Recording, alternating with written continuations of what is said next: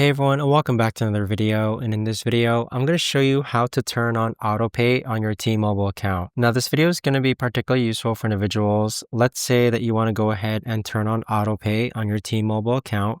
How do you actually go ahead about doing so? Now, turning on AutoPay will actually save you money on your T-Mobile bill. So the first thing that you want to do is log on to your T-Mobile app. Next, on the bottom right-hand corner, you want to go ahead and click on Manage. Now, from this option here, the next thing that you want to do is click on Manage AutoPay, okay?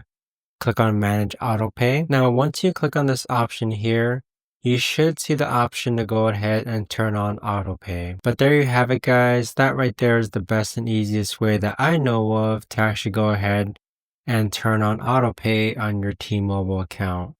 If you guys know of a better or easier way to actually do this, let me know in the comments down below. I would love to know. Thanks so much for watching, everyone, and I'll see you guys all in the next video.